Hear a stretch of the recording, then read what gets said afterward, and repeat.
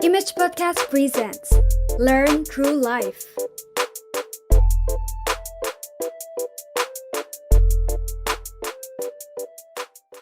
Halo, bersama saya Valentiara. Selamat datang di Podcast Image. Podcast ini hadir untuk berbagi dan berdiskusi tentang kehidupan dari perspektif biblikal. Di podcast yang istimewa ini telah hadir bersama saya salah satu narasumber yang juga tak kalah istimewanya, yaitu Kak Yandri Dehan. Beliau merupakan manajer di salah satu perusahaan retail swasta yang ada di Indonesia. Langsung saja kita sapa Kak Yandri. Hai Kak Yan. Halo. What's up guys? Yo, what's up? Apa kabar Kak? Luar biasa, puji Tuhan, baik. Luar biasa, puji Tuhan, baik. Kali ini kita akan berdiskusi mengenai pemeliharaan Tuhan dalam masa sukar, masa pandemi COVID-19 tentunya. Tentu tahun penuh kesukaran. Tahun penuh kesukaran, betul. Kalau kita berbicara tahun 2020, maka yang ada di benak kita pertama yaitu pandemi COVID-19, kebakaran yang terjadi di mana-mana. Betul, apalagi setiap hari orang yang terkena virus COVID-19 ini semakin meningkat, Kak. Termasuk Indonesia dan juga tentunya provinsi kita Nusa Tenggara Timur. Ya emang kayak gitu. Jadi dengan meningkatnya orang yang terkena virus corona ini membuat kecemasan dan ketakut di seluruh dunia, termasuk orang-orang Kristen, orang-orang percaya. Nah, sekarang ini bagaimana orang Kristen menanggapi atau menyikapi pandemi ini dengan keyakinan atau kepercayaannya masing-masing? Langsung saja kita langsung berdiskusi ya Kak ya. Iya. Karena kalau kita berbicara 2020 terlalu panjang, bisa sampai setahun. Benar? Iya, 2020. Kak, di masa pandemi saat ini, menurut Kak Yandri, perubahan apa yang terjadi dalam masa pandemi saat ini atau dampak dari masa pandemi saat ini untuk Kak Yandri sendiri? Kalau untuk pribadi memang sangat berdampak, terkhususnya dalam kehidupan pribadi saya sendiri. Karena saya orangnya ekstrovert, jadi ngecas baterai hidup sosialnya itu ketemu sama orang kayak seperti gitu. Petra El Kali. Iya, benar. Don't stop. Ketika harus menahan diri di rumah, aduh itu kayak ngebunuh banyak hal kayak gitu, kayak yang tiap hari harus ketemu orang, bincang-bincang, ada cerita-cerita. Yang kalinya harus berdiam diri di rumah itu kayak jadi, separuh hidup itu disuruh nyiksa kayak ya. Berarti dari ekstrovert langsung ke introvert. Iya. Kurang lebih seperti itu. Kurang lebih bisa baca buku lah, ada positifnya. Oh, positifnya bisa lebih rajin baca buku. Benar. Berarti kalau tantangan yang Kak hadapi sendiri di masa pandemi saat ini apa Kak? Itu karena dari awal mulanya memang kita kan diciptakan itu sosial, makhluk sosial kan. Jadi tantangan terbesar itu ya karena saya bukan orang yang suka sama gadget, sama dunia maya. Jadi nggak ketemu orang itu susah. Pokoknya susah. Nggak ke gereja itu juga susah. Apalagi di awal-awal kemarin kan sempat gereja ditutup. Ini mau ibadah di mana? Ibadah di rumah sendiri. Sedangkan keluarga semua udah punya rumah masing-masing. Jadi kan saya ini ibadat sendiri serius. Ini gimana sih? Jadi ya kayak gitu kesusahan itu datang karena itu dilakukan sendiri. Yang biasanya dilakukan bersama orang lain, kali ini tiba-tiba sendiri. Nah, kayak udah hidup sebatang kara aja kayak gitu. Ibadah online. Benar, ibadah online hanya untuk kerja aja yang nggak online. Oh, jadi kalau kerja tetap masuk terus atau bagaimana Pak? Kita prosedurnya tetap kerja di kantor tapi tetap mengikuti instruksi protokol kesehatan kayak gitu. Jadi ada diperiksa juga, dites suhu tubuh, suhu hati, jadi ya diperiksa. Jadi benar-benar kita udah ready baru boleh masuk kerja kayak gitu. Oh iya benar. Nah kalau berbicara dari karena tadi kita sudah perkenalan bahwa Kak bekerja di salah satu perusahaan retail yang ada di Indonesia. Mungkin teman-teman juga perlu tahu kira-kira selain tantangan di masa pandemi ini, dari kerjanya masuk walaupun ibadah online atau dari ekstrovert menjadi introvert, sedikit introvert begitu. Nah ini Kak, mungkin saya ingin bertanya, bagaimana sih cara Kak Yandri membagi waktu antara pekerjaan dan pelayanan Kak sendiri?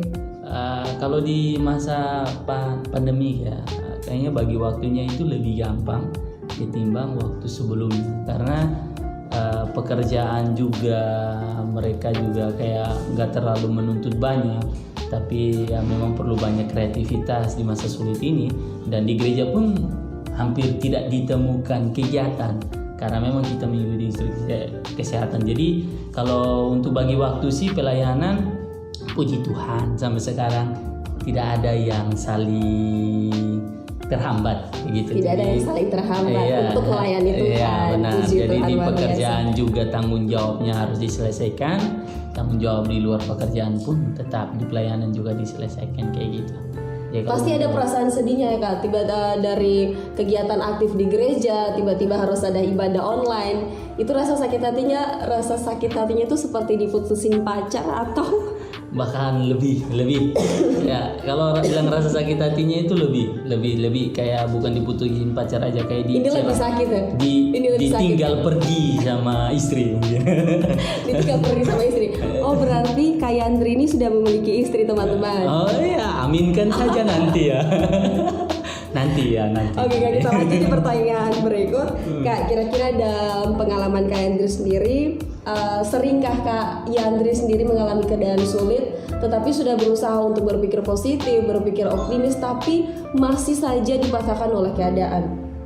Ada sih kalau dibilang masa sulit sudah berpikir positif, bahkan kita udah usaha untuk jadi lebih baik, tapi memang keadaan itu memang benar-benar kayak buat kita kayak ya lu tahan dulu nggak boleh maju, lu tahan dulu nggak boleh maju, kayak keadaan itu selalu bilang sabar dulu, diam dulu, sabar dulu, diam dulu. Jadi kayak buat kita juga kadang-kadang depresi, ya itu berpikir positif lagi, coba cari solusi, dan akhirnya ya memang solusi itu ya back to God kayak gitu, kayak kembali ke Tuhan. Jadi kayak di era inilah dimana Tuhan ingin berbicara sesuatu, di era inilah Tuhan meminta kita untuk saya pribadi ya, beta pribadi pun merasa bahwa oh ini saatnya beta mendengar suara Tuhan.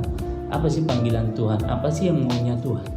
Kira-kira waktu pandemi diizinkan terjadi, apa sih yang Tuhan Yesus mau buat beta sendiri? Dan itu pun sulit, benar-benar sulit. Perlu banyak waktu, perlu luangkan waktu yang banyak ya, baca firman Tuhan misalnya, menyembah, menyanyi, memuji Tuhan. Dan itu memang bukan sesuatu yang gampang karena aktivitas tadi yang di luar banyak. Kali ini ada banyak waktu, jadi lebih mencari Tuhan. Iya benar. Jadi ilham itu datang dari perkenan Tuhan itu sendiri. Jadi positif itu datang bukan karena usahanya beta atau gimana, tapi karena memang kayak Tuhan yang bilang tenang loh, ada sesuatu yang mau Tuhan buat. Ya itu terjadi. Jadi meskipun kesulitan terjadi ya untuk kita ya swasta pasti merasakan sangat di mana terjadinya pengurangan PHK besar-besaran, yaitu mau tidak mau dampak ekonomi itu terjadi. Dan itu juga salah satu beban pikiran buat kami, buat kita orang-orang yang berdiri atau duduk di situ, tentang bagaimana ini hidup orang loh. Dia kerja, hidup, punya istri, tiba-tiba punya anak, rumah. iya harus di PHK. Ini dia mau kasih makan, kasih minum istrinya, anaknya gimana? Benar. Jadi itu kayak jadi nambah beban pikiran kita. Jadi sampai satu waktu ya harus kita hadapi kan. Ya sudah, kita pasrah dengan apa yang memang oh itu bukan bagiannya beta, itu bagiannya Tuhan. Bagiannya beta ya kita mendoakan, lakukan yang terbaik buat kreativitas, sehingga kalau ini normal lagi mereka bisa dipanggil kembali, kurang lebih gitu. Jadi apapun masalahnya, dalam keadaan sesulit apapun, tetap yang nomor satu harus mencari Tuhan. Benar ya. Jadi di masa pandemi ini, kalau kita di karantina di rumah, itu cukup jiwa dan raganya yang di karantina, atau cukup raganya yang di karantina, jiwanya tetap Sama aktif Tuhan, melayani ya, Tuhan. Luar biasa Kak. Kak, ini kita mau tanya sedikit. Iya. Di masa pandemi COVID-19 ini apa saja sih yang Kak Yandri pelajari, atau hal-hal baru apa yang Kak pelajari selama di karantina? Iya. Di karantina maksudnya selama di rumah. Ya karantina. Iya, karantina. Ya banyak. Kalau dibilang tadi salah satunya kayak hobi baca buku. Jadi kurang lebih yang tadinya kurang suka baca buku jadi suka baca buku karena banyak waktu di rumah. Terus kayak lebih bisa care sama kehidupan ini. Jadi sebelumnya Kak tidak ker dengan kehidupan sendiri. Iya, kayak sibuk sama banyak dunia kan, tapi kali ini dipaksakan ini fokus urus dirimu. Kayak pemerintah pun dukung. Iya, kamu harus dukung, harus karantina mandiri misalnya. Harus ini. Jadi apa-apa mandiri. Kayak mau pakai masker, nggak perlu ingatkan orang lain dulu, ingatkan dirimu sendiri. Betul Cuci tangan, sekali. jaga kebersihan. Jadi kayak pemerintah aja udah dukung, lihat diri sendiri, masa kamu enggak kayak gitu. Jadi mulai dari diri sendiri kayak gitu. Jadi banyak hal positif yang datang terlepas dari adanya pandemi ini. Jadi kayak ya dapat banyak hal selain waktu sama Tuhan, ya kita juga punya waktu sama diri sendiri kayak gitu. Betul sekali. Jadi dari Kak Yandri yang ekstrovert tiba-tiba jadi introvert, terus lebih ditambah lagi lebih rajin baca buku lagi, keluarnya wah makin tambah wawasannya makin luas Kak. Tergantung dari buku yang dibaca. Tergantung apa yang dibaca. Oh iya betul. Betul sekali. Kalau bacanya buku bahasa Indonesia, kamu bahasa Indonesia ya? Atau baca komik anime. Oh ya. Kalau itu online aja. Oh, itu online ya. Tapi baca juga berarti. Ya, penggemar anime One Piece pasti suka. Banyak nih pasti teman-teman yang suka. Kak, bisakah mungkin Kak Yandri bercerita sedikit tentang pengalaman Kak Yandri dalam pemeliharaan Tuhan di hidup Kak Yandri? Kalau sedikit sih agak susah ya. Ini kayaknya butuh 24 Berbicara jam. soal pernyataan Tuhan, mah seumur hidup Kak. Ya, memang kayak gitu. Yang paling berkesan. Ya, yang paling berkesan sih sampai saat ini ya, puji Tuhan kayak gini. Kayak papa kan sama adik yang bungsu di Jakarta. Jadi waktu pandemi itu terjadi, PSBB di Jakarta juga ada. Itu kayak, duh ini gimana ya? Mereka gimana? Jadi kayak nggak bisa Kepikiran, buat apa-apa. khawatir itu Iya. ada. Jadi cuma hanya berdoa, terus saling komunikasi. Apalagi adik juga dia swasta, jadi dia harus tetap bekerja. Jadi dia harus pergi, saya tanya gimana kamu. Ya puji Tuhan sampai detik ini papa sama adik yang bungsu itu ya masih sehat-sehat ya, puji Tuhannya. Belumnya tidak kena virus itu dan masih bisa bekerja sampai hari ini. Satu puji syukurnya yang paling besar dalam hidupnya Beta. Ketika keluarga masih sehat-sehat, Benar. tetap dalam penyertaan Tuhan. Benar, kayak gitu ya. Meskipun itu juga kesulitan karena dihadapi kayak cicilan di era pandemi ini. Itu cicilan itu, ini bukan cucian yang bisa direndam ya kayak gitu ya. Jadi memang agak susah cicilan. Jadi memang ada beberapa banyak. Banyak sekali berarti. Jadi itu kayak gimana ya? Jadi ya puji Tuhan, maksudnya kita tetap bisa bayar, tapi tetap bisa hidup juga, masih dikasih penyertaan Tuhan kayak gitu. Jadi harusnya gaji yang udah dipot-pot untuk ini itu kan dipotong semua tuh karena pandemi COVID betul sekali, pendapatan berkurang tapi pengeluaran tetap sama. Itu kan ini gimana Tuhan, saya hidupnya kayak gimana ya. Jadi tapi memang penyertaan Tuhan itu sungguh luar biasa kayak gitu. Bahkan dikasih nafas sampai saat ini, hadir di podcast yang luar biasa, podcast Imes ini itu juga karena penyertaan. Iya benar Berarti sekali. itu juga berkesan ya, karena hari ini podcast Imes yang istimewa ini hadir Kak Yandri dengan cerita luar biasa, dengan penyertaan Tuhan luar biasa sampai saat ini. Ya semoga luar biasa buat teman-teman juga. Pasti Kak. Nah Kak, mungkin dari Kak Yandri sendiri mungkin ada pesan buat anak-anak Tuhan di luar sana yang saat ini sedang bergumul di masa pandemi COVID-19 ini. Kalau untuk anak muda khususnya Kota Kupang, saya mau bilang berhikmat. Berhikmat. Iya, pesannya berhikmat karena kita tahu kondisi khususnya Kota Kupang sendiri untuk merasakan COVID-19 itu dirasakan. Tapi kalau untuk mengikuti protokol tuh kayaknya sulit kayak gitu. Kayaknya sulit buat anak-anak. Masih banyak kita temukan ada orang yang di luar sana yang mungkin belum mengikuti instruksi. Saya tidak mau menjudge kayak gitu, tapi kayak ayolah, come on guys, maksudnya kita selamatkan hidup masing-masing kayak gitu. Lu selamat, Beta selamat kayak gitu. Jadi ya minimal masker lah kemana-mana. Kayak tadi kita kan semua rame-rame masker kayak gitu ya.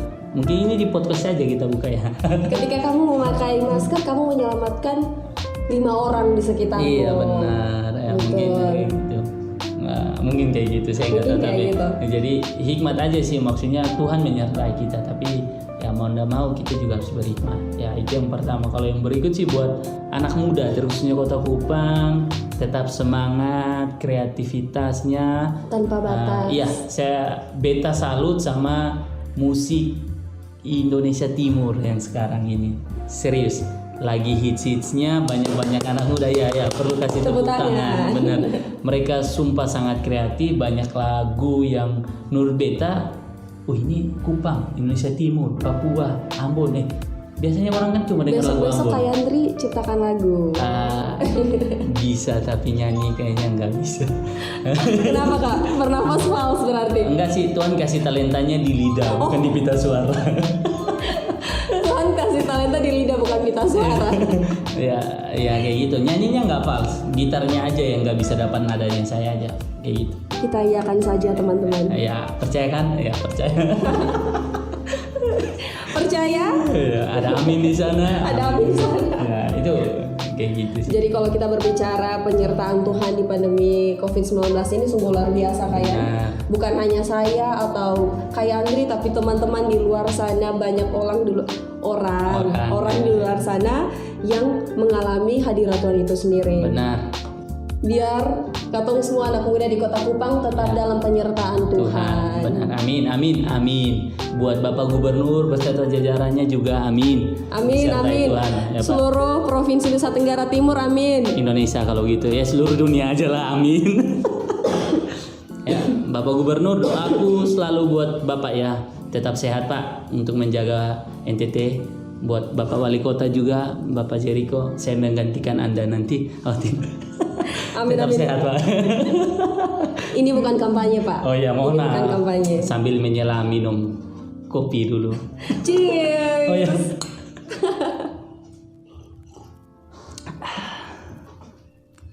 Jadi teman-teman image, teman-teman di luar sana, kalau kita berbicara soal penyertaan Tuhan dalam hidup kita, tentu kita semua pernah merasakan tidak ada penyertaan Tuhan yang tidak berkesan. Semua itu berkesan. Pasti. Bahkan sampai saat ini teman-teman semua di luar sana masih dalam keadaan sehat, orang tuanya masih dalam keadaan sehat, keluarga masih dalam sehat. Itu bukan karena selain kita menjaga diri, selain kita menerapkan protokol kesehatan, itu bukan karena itu juga sih Kak. Walaupun itu ada 0,1%-nya tuh karena itu, tetapi sepenuhnya tuh karena penyertaan Tuhan.